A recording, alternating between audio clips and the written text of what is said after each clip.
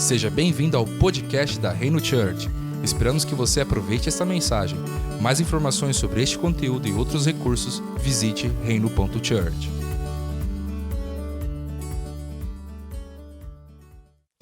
Olá, família, sejam todos muito bem-vindos aqui para mais um podcast da Reino Church e novamente Robert Marks apresentando os 40 dias com Jesus, os nossos devocionais diários inspirados nas parábolas de Jesus contadas no Novo Testamento. E olha só, já chegamos na 22ª mensagem. Você que tem nos acompanhado aqui nessa grande jornada de edificação, de encorajamento, tem nos impulsionado cada vez mais a conhecermos a vontade do nosso Senhor Jesus Cristo.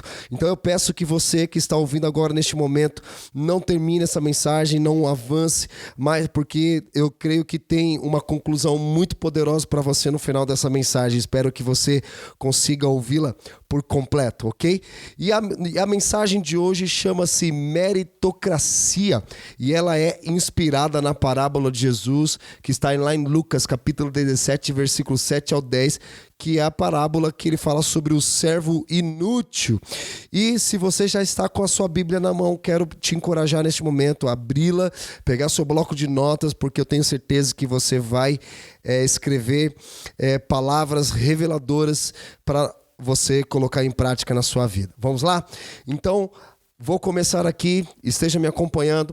Diz o seguinte no versículo 7: qual de vocês, tendo um servo ocupado na lavoura ou em guardar o gado, lhe dirá quando ele voltar do campo: vem agora mesmo e sente-se à mesa? Não é verdade que, ao contrário, lhe dirá: prepare o meu jantar, apronte-se e sirva-me enquanto eu como e bebo. Depois você pode comer e beber. Será que ele terá de agradecer ao servo por ter feito o que lhe havia ordenado? Assim também vocês, depois de terem feito tudo o que lhes foi ordenado, digam: somos servos inúteis, porque fizemos apenas o que devemos fazer. O que nós percebemos aqui nessa parábola é que as palavras de Jesus, elas parecem meio antipáticas se fizermos vista grossa. Ele diz que quando servimos a Deus, não fazemos mais que a nossa obrigação. E o que Jesus nos ensina é que nossos atos de justiça para com Deus não deixa Deus em situação de obrigação para conosco. Agora imagina só Deus agradecendo você pelo fato de você ter obedecido e feito a vontade dele. Nós não encontramos nenhuma menção na Bíblia de Deus agradecendo o povo. Pelo contrário, somos nós que precisamos agradecê-lo por quem ele é e o que ele faz e ele continuará fazendo em nossa vida. Então, todas as vezes que nós obedecemos à vontade do Senhor, não fazemos mais do que a nossa obrigação. Nós não estamos fazendo um favor para nós e Deus fala assim: olha, faz um favor para mim. Não, ele não é. Ou nós obedecemos ou nós desobedecemos a palavra de Deus e Deus não se sente na obrigação de nos abençoar, de fazer algo por nós pelo fato de nós agirmos com bondade, com justiça ou qualquer outra coisa semelhante assim. Sabe? Existem várias outras parábolas que a gente pode extrair, como por exemplo, aquela parábola quando Jesus ele fala sobre separar os bodes das ovelhas, porque ali naquele contexto ele diz que eu tive fome, vocês não me desses de comer, eu tive sede, você não me desse de beber, eu andava nu e não me desse de vestir, estava preso e não me visitaste. E aí os discípulos param e perguntam: Senhor, mas quando o Senhor passou por essas questões? Aí Jesus responde: quando vocês fizerem a algum desses meus pequeninos, você estará fazendo a mim. Sabe? Sim, nós fomos chamados para responder com atos de justiça, vestir o pobre, alimentar o faminto, dar água ao que tem sede, vestir o nu, visitar o que está preso. Mas isso não nos torna pessoas boas. Nós não fazemos porque nós somos bons e não fazemos por receber um certo elogio da parte de Deus. Nós fazemos atos de justiça porque nós amamos ao Senhor, não porque nós somos bons. Muitas pessoas confundem esse texto achando que quanto mais nós formos bons aqui na terra, maiores, mais santos nós seremos em outra encarnação. Cara, nós não cremos em reencarnação, cremos na encarnação de Cristo, porque Deus, ele se tornou homem, e aí ele encarnou, o verbo se fez carne. Então nós cremos nesse ponto de vista. Porém, Deus não se torna obrigado a nos abençoar por qualquer coisa que nós venhamos a fazer. Então, quando fazemos o bem motivado pela recompensa, o ato em si não tem valor. Isso é meritocracia, quando você faz algo em troca de alguma coisa. Aqui imagina só esse servo fazendo algo por esperar em receber algo em troca. Novamente, a gente vai lá naquela parábola do filho pródigo, vemos o filho mais velho, e aí ele fica muito irado pelo pai ter restituído, restaurado o irmão mais novo que havia se perdido, foi encontrado e reviveu.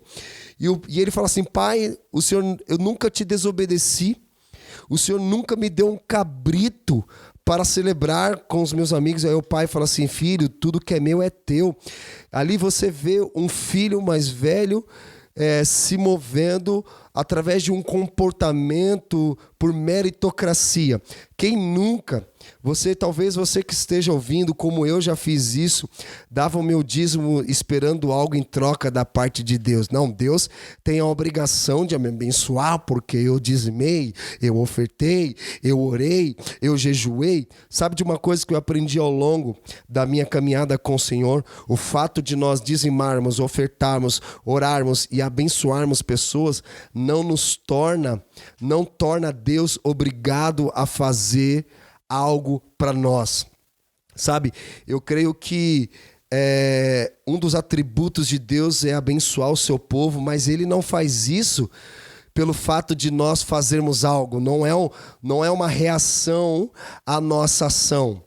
Nesse aspecto, Deus, ele abençoa se ele quiser, Deus te prospera se ele quiser. Porém, existe uma coisa chamada atributo de Deus, que Deus, mesmo não sendo obrigado, faz parte do caráter dele, abençoar o seu povo, mas ele não abençoa o seu povo pelo fato de nós fazermos algo para ele. Está entendendo?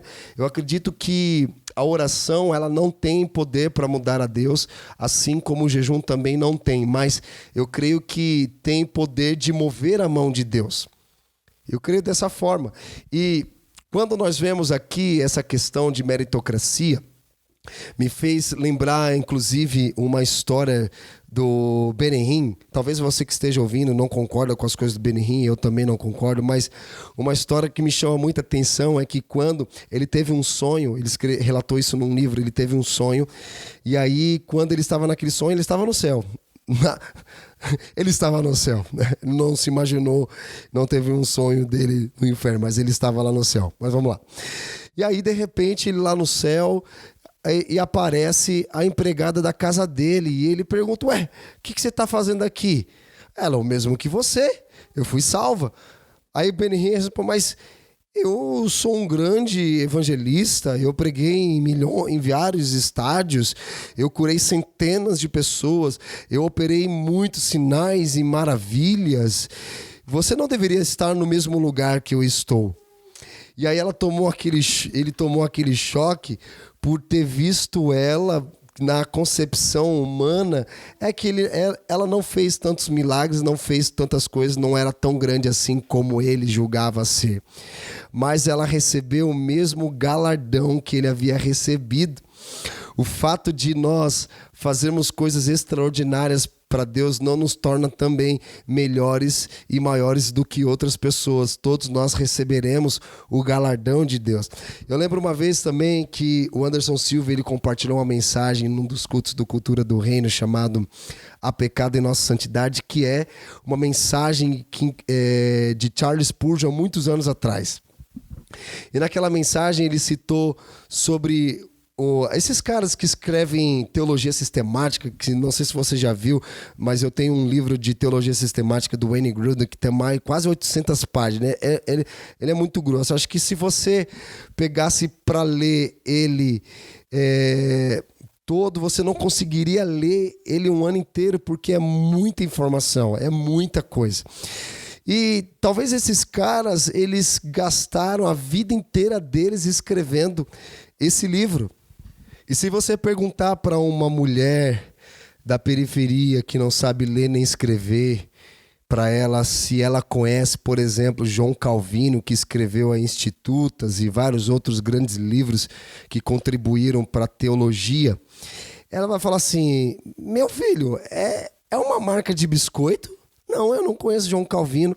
Mas se você perguntar para ela onde que aperta o botão de fazer o céu descer e o inferno retroceder, ela saberá exatamente como ligar os céus na terra. Deixa eu te falar uma coisa.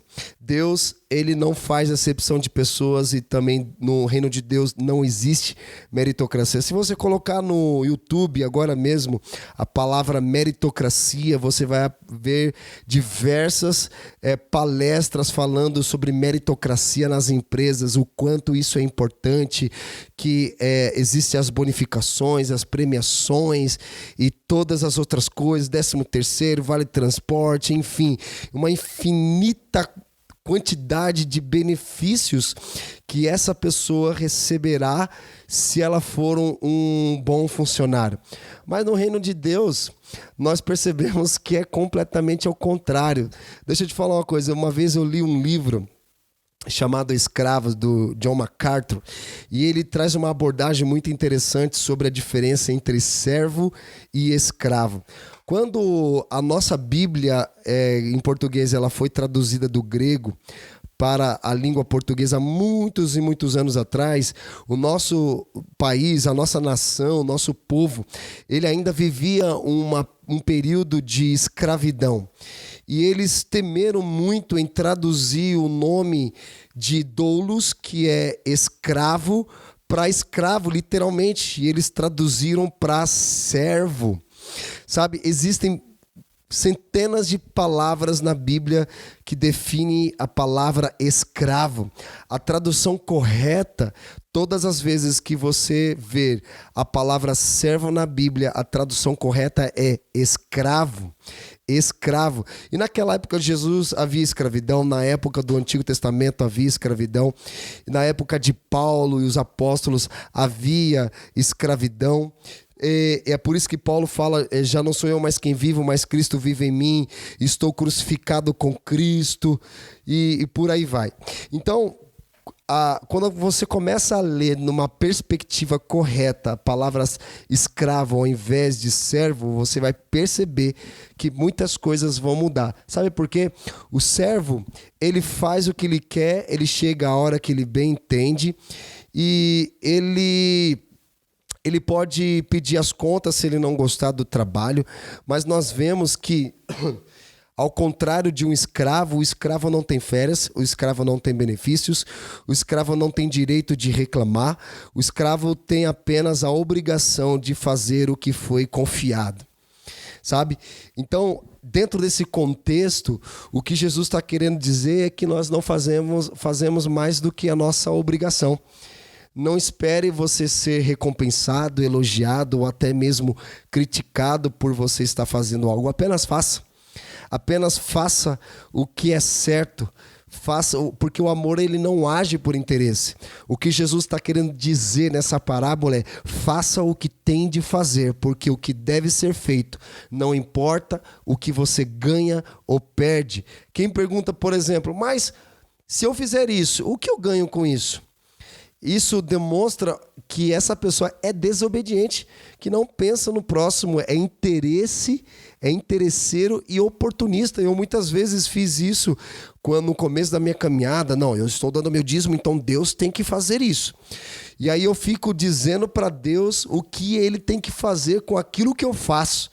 Olha só, é como se Deus fosse o nosso escravo e nós como reis. Mas deixa eu te dizer uma coisa que eu aprendi. A mensagem do Evangelho do Reino de Deus, ela coloca Deus e os homens em seus respectivos lugares. Deus entronizado e os homens prostrados. Você está entendendo? Nós somos escravos. A palavra doulos é escravo e a palavra senhor no grego é Kyrios. A palavra Kyrios é mais citada do que a palavra Abba, porque o pai, além de ser pai, ele deseja ser servido. Entenda isso. E não é um serviço por uma obrigação. Então, há algo interessante, ainda mais na nossa nação que tem falado muito sobre paternidade. Eu creio na paternidade, eu creio na filiação, eu creio na adoção. Mas há algo curioso que me chama a atenção, é o fato da Bíblia falar mais do Kyrios do que do Abba, mais do Senhor do que do Pai, porque o mesmo Deus que se revela como Pai, ele também se revela como Senhor. Sabe, muitas pessoas olham para Deus como um Salvador, Jesus como um Salvador. Jesus nos salvou muito mais do que do pecado, da morte eterna, e nos livrou da ira de Deus, mas também a gente precisa entender que nós fomos chamados também para obedecer a palavra dele. Tem pessoas que estão vivendo aí como apenas um Deus salvador, mas não um Deus como um Senhor. Salvador é no começo da nossa caminhada, sabe? Senhor, ele reina soberanamente, nós estamos dizendo, Senhor, por isso que Paulo fala, o Espírito, aquele que diz, que não diz Senhor, esse anátema, ele não consegue dizer Senhor, porque Deus é além de Salvador, ele também é Senhor. Ele é Senhor, porque, como diz Billy Graham, a salvação ela é de graça, mas o discipulado custa tudo. A partir do momento que eu me converto, arrependo dos meus pecados, eu preciso obedecer à vontade do Senhor. O problema é que muitos param na salvação e poucos desejam se submeter ao senhorio de Deus, cara. Aí eu lembro uma outra história também do Anderson Silva, que ele contou uma vez, quando ele começou um projeto chamado Knowing, que é um projeto de incluir os homossexuais dentro da comunidade. E aí eles fizeram um culto, lavaram os pés deles, eles pediram perdão pela forma como a igreja os tratou, e foi uma choradeira, lavaram os pés, se abraçaram, e aí, glória a Deus, aleluia, vamos lá. Algum tempo se passou, ele chamou esse mesmo grupo e perguntou, falou assim, olha, vocês são discípulos de Jesus, vocês amam o Senhor? Sim, sim, nós amamos ao Senhor. Vocês creem que Jesus é o Senhor Salvador da vida de vocês? Sim, sim, nós cremos. Então é o seguinte, então como um ato de testemunho público, nós vamos agora, da mesma forma como a igreja lavou os pés de vocês, agora nós vamos lavar os pés do Bolsonaro. Aí aquelas pessoas começaram a chamar de mentiroso, de ladrão, que enganador e coisa assim do tipo. Sabe o que me faz lembrar? Todas as vezes, no final do culto, é comum algumas igrejas, os ministros perguntarem, alguém aqui quer entregar a sua vida a Senhor Jesus, escrever o seu nome no livro da vida? Aí muitas pessoas levantam as mãos, vão lá na frente, junto com as pessoas que os convidaram, e elas entregam a vida delas para Jesus, fazem lá a oração de pecador, e aí aquela choradeira, aí as pessoas ao redor dão um abraço e diz, você é um filho amado. Imagina uma pessoa que foi a vida inteira rejeitada, excluída, receber um abraço e alguém dizer para ela, você é um filho amado, você é uma filha amada. Cara, isso é muito poderoso, isso é maravilhoso. Nosso começo ali, aquela choradeira e tal. Porém, a gente se esquece muitas vezes de mostrar o outro lado da moeda. Sim, Deus ele é Salvador, mas ele também é Senhor, e espera-se uma obediência total à sua vontade. Então aquele papo, Jesus me aceita como eu sou. Cara, isso não é real. Isso não existe. Jesus não te aceita como você é. Não. Jesus não te aceita como você é, porque se você entende que Jesus te aceita como você é, você nunca vai querer mudança. Porque você vai dizer, mas eu sempre fui assim, quem quiser andar comigo, eu sou desse jeito, eu não vou mudar. Minha vida é assim, eu sou assim, eu cresci assim. É igual a Gabriela. né? Eu nasci assim, eu só sou assim. Não. No reino de Deus não existe esse papo de Jesus me aceita como eu sou. Não. É igual relacionamento. Imagina você que está prestes a casar com alguém, ou se você já casou com esse entendimento, a pessoa tem que me aceitar do jeito que eu sou. Cara, nunca vai haver transformação, porque Paulo fala lá em Efésios capítulo 5, a partir do versículo 25, ele diz o seguinte: maridos, vocês devem amar cada um a sua esposa. Quando ele fala deve, é uma dívida que o homem tem com relação à mulher. Cada um de vocês deve amar a sua esposa. Como? Assim como Cristo amou a sua igreja. E como Cristo amou a sua igreja? Foi para melhorá-la? Foi para fazê-la feliz? Algumas pessoas mal intencionadas, sem direção, falam assim: não, eu vou casar, pastor, porque eu quero fazer a outra pessoa feliz. Não, é lindo, maravilhoso, cara. A felicidade, quem não quer ser feliz? Todo mundo quer ser feliz. Mas não foi para isso que Cristo morreu. Cristo não morreu para fazer a igreja feliz. Cristo não morreu para melhorar a igreja. E é igual um casamento, você casa não para fazer a outra pessoa feliz. Aí Paulo, mesmo sem ter casado, ele se apropria, encarna a palavra de Deus com relação ao casamento na sua vida. Por isso que ele tem autoridade para falar sobre casamento. Ele diz o seguinte, que Cristo amou a sua igreja e a si mesmo se entregou para fazê-la feliz? Não. Para melhorá-la? Não. Para redimi-la. Esse é o propósito do casamento, redimir um ao outro. E não é, e o casamento você entra para perder, cara. Você não entra para ganhar, porque se você pensar em querer ganhar, isso é meritocracia. Eu tenho que ser uma boa pessoa. Não, você não entra para ganhar, você entra para perder dentro de um relacionamento conjugal. Porque nós precisamos perder o nosso velho homem, precisamos perder para ganhar, precisamos morrer para viver. Então, o que Jesus está querendo dizer para nós aqui é: não se mova por meritocracia. Faça o que tem que ser feito, o que necessita ser feito, sem esperar algo em troca. Isso é a graça. A graça nós não merecemos. É um favor de Deus, mas que não está relacionada a mérito algum de quem a recebe. Ou seja, o fato, não adianta você fazer coisas boas e achar, não, Deus me ama e eu sou salvo. Não, cara, isso é espiritismo. Porque eles creem que eles são salvos pelas obras. Nós não somos salvos pelas obras, nós somos salvos pela graça, mediante a fé em Cristo Jesus. Entenda isso. Meritocracia não é um princípio do reino de Deus. É um princípio do mundo, do reino do mundo, que não tem nada a ver com o reino de Deus. Então, faça o que Deus pede com amor e graça, sem querer ser recompensado. Mas ninguém que serve a Deus, deixa eu te falar uma coisa, essa é uma promessa de Deus. Ninguém que serve a Deus fica de mãos vazias. O fato de você fazer algo não coloca Deus em obrigação a você, mas de uma coisa nós temos certeza: todos aqueles que servem ao Senhor, de maneira alguma, ficará de mãos vazias. Amém, meus irmãos? Muito obrigado pela atenção de vocês. Espero que esta mensagem tenha sido um divisor de águas, uma grande bênção na sua vida, tá bom? Que Deus abençoe e te vejo no próximo podcast. Até logo. Você acabou de ouvir uma mensagem da Reino. Visite o nosso site reino.church/podcast.